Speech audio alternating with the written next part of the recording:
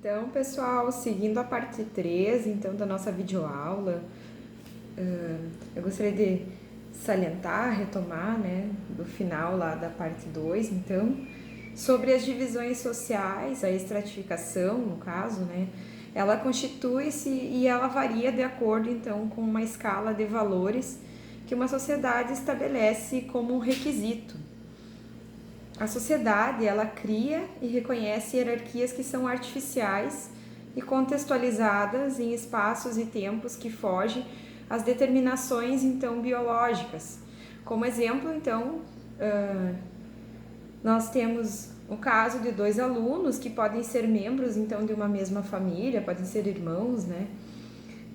Podem na escola ser catalogados distintamente de acordo com seus gostos, ou grau de desenvolvimento cognitivo, ou grau de empenho e eficácia das atividades desenvolvidas.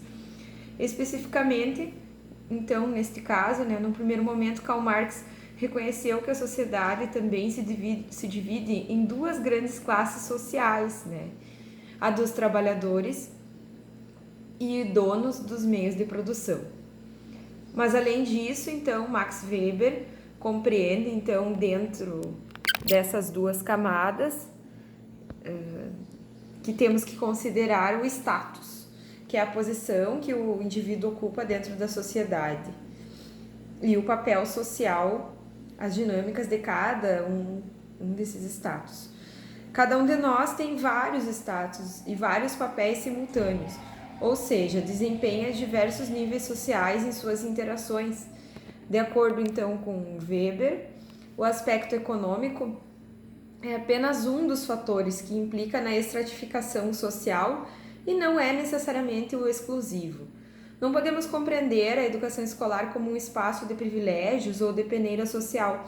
Cabe ao professor compreender as profundas implicações de sua tarefa, então, como educador, pois, mesmo que foge do seu controle, as opções individuais, então, de cada aluno, que influenciarão na sua estratificação. Não cabe, então, nesse sentido, a educação, entendida em seu viés democrático e contemporâneo, estabelecer previamente a classificação. Nesse sentido, também, a escola pública garantida pelo Estado não pode ser omissa quanto à existência de profundas desigualdades e não deve ser, então, reforçada, no caso, reforçadora, então, a escola pública não pode reforçar essas desigualdades e também a exclusão, mas sim defender claramente seu papel de instituição transformadora. Nesse sentido, então, nós terminamos essa videoaula, né, os estudos desta parte, então, do módulo 2. Convido a todos também para fazer a leitura dos slides, para compreender os demais processos existentes, então, né, façam a leitura e o estudo desses slides. É muito importante também, né, fazer isso, né, e também nós temos, então, a atividade do módulo, né. Nessa atividade do módulo, nós temos lá um texto, né, então, que seria um estudo de caso, então, de uma escola, né, e a ideia é que vocês façam a análise, então, do cenário hipotético, à luz dos conceitos que estão apresentados nesse módulo, com base, então, né, nas videoaulas e também nos slides, né, sobre os processos sociais básicos.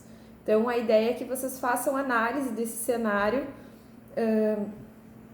após fazer, então, os estudos da nossa videoaula, também desses slides, né? E também da leitura da imagem que está representada na abertura do módulo, né?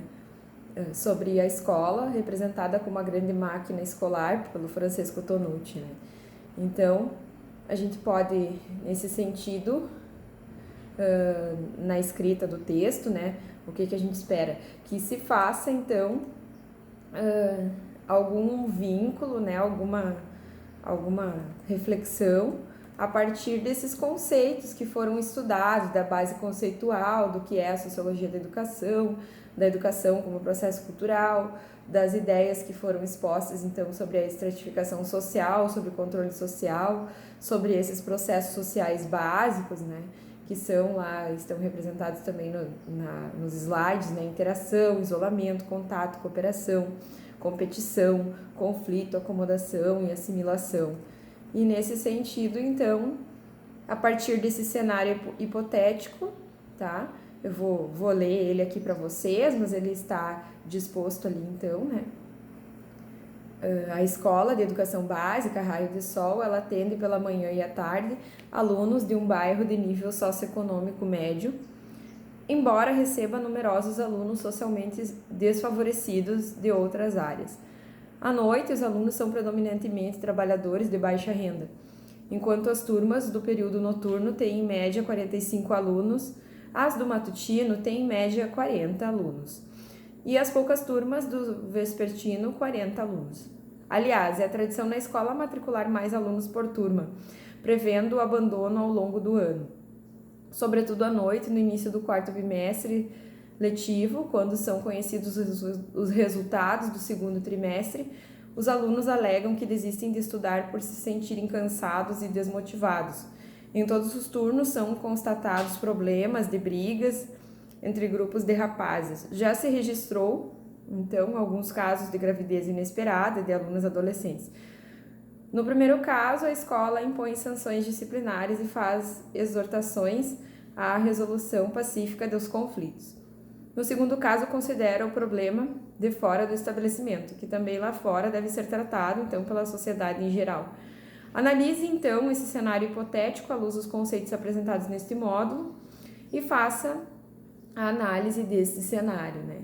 Então, a ideia é que se produza, né, um texto de, no máximo, 500 palavras, no mínimo 200 palavras e no máximo 500 palavras, fazendo a reflexão a partir do estudo de caso do cenário, então, desta escola chamada Raio de Sol, né? Um estudo hipotético e a partir dos conceitos apresentados no módulo 2, né? Seria isto. Vamos ter também momentos temos aí o fórum de dúvidas, temos também um chat que ainda vamos poder compartilhar ideias, dúvidas, escrever, refletir juntos, né? Então, um abraço e nos encontramos nas próximas videoaulas. Sucesso nas reflexões a partir do estudo de caso.